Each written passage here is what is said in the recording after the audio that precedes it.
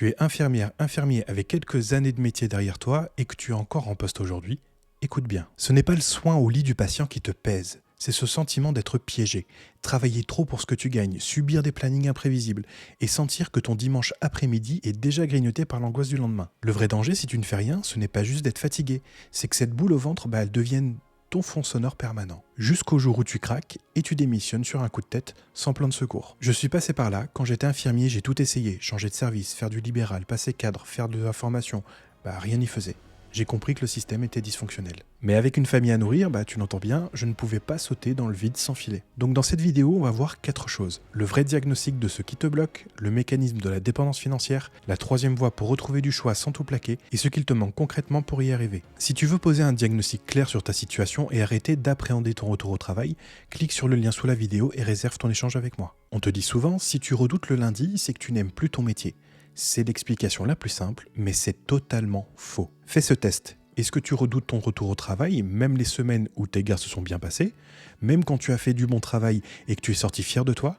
Si oui, le problème n'est pas le soin, c'est tout ce qu'il y a autour. J'ai connu cette sensation d'être vulnérable, la peur du matin sans savoir à quelle sauce j'allais être mangé.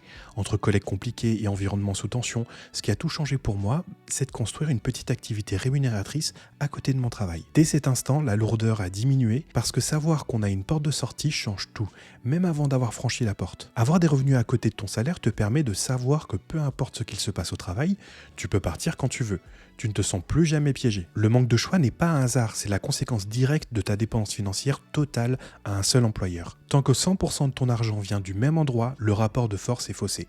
L'hôpital peut t'imposer des conditions intenables ou tolérer une ambiance toxique parce qu'il sait que tu vas revenir, pas par manque de courage, mais parce que partir sans rien derrière est un risque immense. Un jour, une collègue a décidé de me boycotter. Elle repassait systématiquement derrière moi sur mes tâches, juste parce qu'elle avait mal pris une de mes questions. Vivre ça en sachant qu'on ne peut pas juste dire « j'arrête, c'est bon, c'est trop, stop », c'est une humiliation silencieuse. Ce n'est pas un manque de courage qui te fait rester, c'est un manque d'options. Et un manque d'options, ça se construit. Et ça se construit comment? Avec un pont.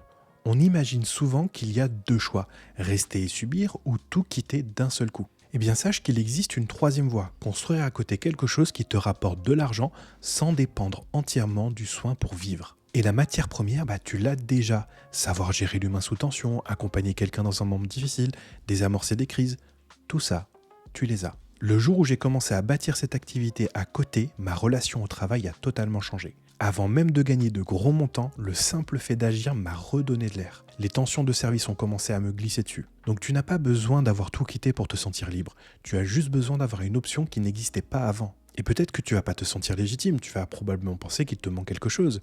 Eh bien moi je vais te dire ce qui te manque réellement. Ce qui te manque pour construire cette activité, ce n'est pas ta compétence humaine, ni même la globalité de tes compétences.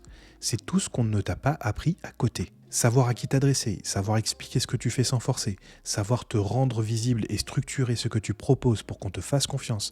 L'école t'a formé à soigner, jamais à transmettre ton savoir-faire ailleurs. Au début, mon plus grand blocage a été de comprendre ce que je valais. Je ne savais pas quelle était ma valeur financière en dehors d'une grille de salaire hospitalière. Ce manque de méthode se comble très bien. Une fois qu'il est comblé, ta porte de sortie elle devient réelle, pas juste une idée rassurante.